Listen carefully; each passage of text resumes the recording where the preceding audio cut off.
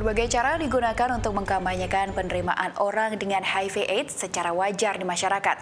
Salah satunya dengan media komik, seperti karya Bram Kusuma yang menuangkan pengalaman pribadi keluarganya yang hidup bersama Oda. Satu persatu, tutur cerita Andreas Bambang didengarkan Bram Kusuma. Dari sudut pandang ayahnya, Bram berusaha menerjemahkan konflik batin ayahnya ke dalam coretan-coretan sketsa komiknya. Komik yang ia buat mengisahkan proses keluarganya dalam menerima kenyataan jika sang kakak positif mengidap HIV/AIDS.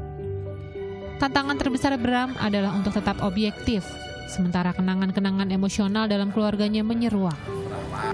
Begitupun Andreas. Ia pun sempat kesulitan menuturkan perjalanannya merawat anak sulungnya selama 8 tahun terakhir.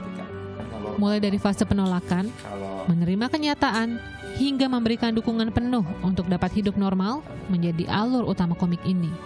Sangat menguras juga perasaan saya sebagai seorang ayah, ya. Artinya betul itu terbangkit kembali gambaran-gambaran itu, bagaimana saya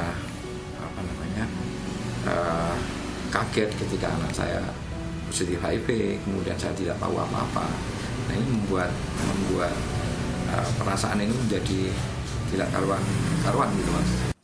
Komik berjudul Langkah ini diajukan Bram sebagai materi skripsi jurusan Desain Komunikasi Visual Institut Seni Indonesia Yogyakarta.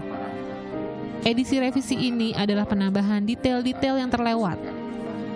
Bram berharap karyanya ini bisa menginspirasi keluarga menerima orang dengan HIV/AIDS atau ODA. Kenapa ini perlu diangkat?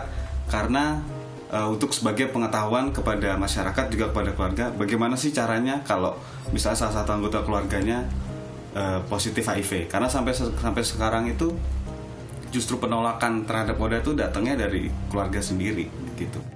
Hingga kini karyanya masih diperbanyak secara terbatas untuk media sosialisasi oleh beberapa komunitas peduli HIV/AIDS. Tim Liputan melaporkan untuk NET.